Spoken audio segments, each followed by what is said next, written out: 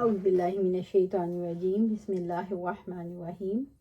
بیت اللہ کی تعمیر کے دوران ابراہیم علیہ السلام اور اسماعیل علیہ السلام جو کہتے جا رہے تھے، اللہ تعالیٰ نے اس کے بارے میں ارشاد فرمایا، اے ہمارے رب، اور ان لوگوں میں انہی میں سے ایک رسول بھیج جو انہیں تیری آیات پڑھ کر سنائے اور انہیں کتاب اور حکمت کی تعلیم دے اور ان کا تزکیہ کرے۔ یقیناً تو بڑا زبردست ہے، بڑا حکمت والا ہے۔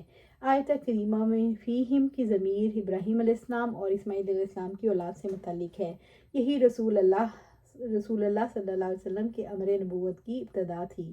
رسول اللہ صلی اللہ علیہ وسلم نے بذات خود اس حقیقت کا اقرار کیا جب آپ صلی اللہ علیہ وسلم سے پوچھا گیا کہ آپ کے امر نبوت کی ابتدا کیا ہے، تو آپ صلی اللہ علیہ وسلم نے فرمایا، میں اپنے باپ ابراہیم علیہ السلام کی دعا اور اپنے بھائی عیسیٰ علیہ السلام کی بشارت ہوں۔ اسماعیل علیہ السلام اور ان کی اولاد۔ اسماعیل علیہ السلام بیت اللہ کے پڑوس میں رہتے تھے اور جرہم کا قبیلہ جن کے آپ بہنوئی تھے مکہ میں رہتا تھا، انہی میں آپ کو مقام نبوت پر سرفراز کیا گیا۔ ان کے ساتھ ساتھ حجاز کے عمالقہ کی جانب آپ کو مابعوث کیا گیا۔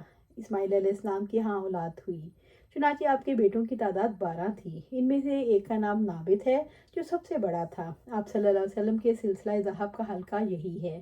نابت اسماعیل علیہ السلام کی اولاد میں سے تھے۔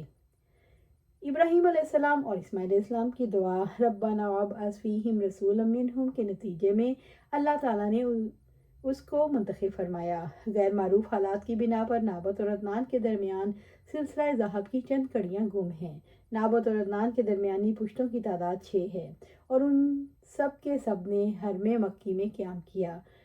اس کے باوجود ان کے 6 افراد کے نام یاد نہیں۔ آپ صلی اللہ علیہ وسلم جب اپنا سلسلہ ذکر فرماتے تو جزم کے ساتھ عدنان تک پہنچتے اور اس کے بعد رک جاتے اور فرماتے، ماہرین انصاف غلط کہتے ہیں۔ اللہ تعالیٰ کا ارشاد ہے، وَقُرُونًا بَيْنَ ذَلِكَ كَثِيرًا، اور اس کے درمیان بہت سی قومیں ہیں، لہٰذا جہاں آپ صلی اللہ علیہ وسلم نے اپنے نسب کی انتہا کی وہیں انتہا کرنا زیادہ مناسب ہے۔ نتائج و عبر۔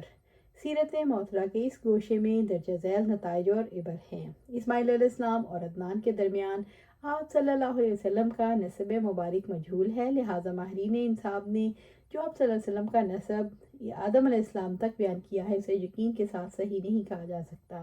عدنان سے لے کر آپ صلی اللہ علیہ وسلم کے والد گرامی عبداللہ بن عبد المطلب تک نسب مبارک صحیح ہے، اس میں کسی شک کی گنجائش نہیں۔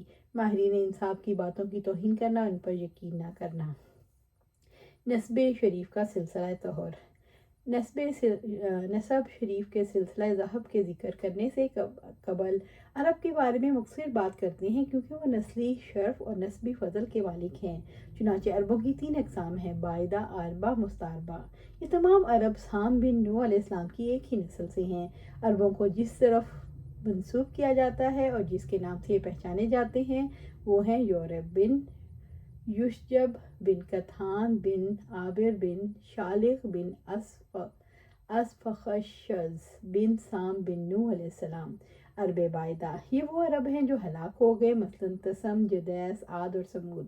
اور مورخین اور نصابین یہی کہتے ہیں، تسم اور جدیس نے وہاں کشت و خون کیا اور سبھی ہلاک ہو گئے، جبکہ عاد اور سمود نے ہود علیہ السلام اور صالح علیہ السلام کی تکذیب کی اور شرک پر اصرار کیا، جس پر اللہ تعالیٰ نے انہیں ہلاک کر کے رکھ دیا۔ قرآن پاک ان کے بارے میں بتاتا ہے، چنانچہ ارشاد الہی ہے، حق ثابت ہونے والی کیا ہے، حق ثابت ہونے والی، اور تم کیا جانو حق ثابت ہونے والی کیا ہے۔ سمود اور عاد نے کھڑکھڑانے والی قیامت کو جھٹلایا۔ جو سمود ہیں سو انہیں ایک شدید چیخ سے ہلاک کیا گیا، اور جو عاد ہیں سو انہیں ٹھنڈی تیز آندھی سے ہلاک کیا گیا۔ عرب عاربہ، ان سے مراد وہ نسلی عرب ہیں جن کا نسب یورب بن یشجب بن کتھان تک جاتا ہے، اسی وجہ سے انہیں کتھانی کہا جاتا ہے۔ عمالقہ ان کے چچا زاد تھے جو حجاز و شام میں رہتے تھے۔ مصر میں جا کر انہوں نے جزیرہ عرب کے ہمسائے علاقوں میں تفرقہ ڈالا۔ بنو امیہ نے بھی ایسا ہی کیا اور جزیرہ عرب میں قیام کیا۔ کتانیوں نے ایک عرصے تک یمن کے علاقوں میں قیام کیا، مگر بعد میں ان کے قبائل جزیرہ اور شام میں پھیل گئے۔ ان میں سے ایک قبیلہ جرہم کا تھا جس نے اسماعیل علیہ السلام، حاجرہ علیہ السلام کی اجازت سے حجاز مکی میں پڑاؤ ڈالا۔ عرب مستعربہ۔ عرب مستعربہ اسماعیل علیہ السلام کی اولاد ہیں۔ انہیں اس وجہ سے عرب مستعربہ کہا جاتا ہے کیونکہ ابراہیم علیہ السلام یورپ سے نہیں بلکہ عابر بن شالخ بن ارفخشد بن سام نوح علیہ السلام کی اولاد سے ہیں۔ یہی وجہ ہے ان کی زبان عربی نہیں سریانی تھی۔ یہ دراصل عراقی بابلی باشندے کلدانیوں کی زبان تھی۔ ابراہیم علیہ السلام نے شام میں ہجرت کے وقت کنانیوں کی زبان میں کلام کیا، عربی زبان میں نہیں۔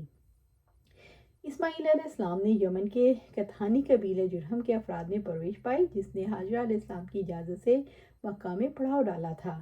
آپ نے ان سے عربی سیکھی، اس میں استعداد باہم پہنچائی اور بیان و ادب اور بلاغت میں ان سے کمال حاصل کیا۔ بعد ازاں اسماعیل علیہ السلام کی اولاد نے آپ سے اپنی ماں بنت مزاز جرہمی سے اور مکہ میں اپنے ہمسایہ ننیال سے عربی زبان سیکھی۔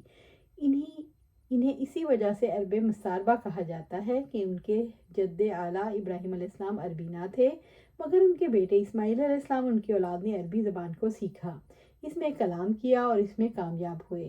ہم یہ بھی کہہ سکتے ہیں عدنانی قبائل کو عموماً عرب مستعربہ کہا جاتا ہے۔ اللہ سبحانہ تعالیٰ سے دعا ہے ہمیں قرآن و سنت پر عمل کرنے کی توفیق دے، اس پر جمع دے اور جنت الفردوس کے اعلیٰ مقام پر اپنے پاس گھر عطا فرمائے۔ آمین یا رب العالمین۔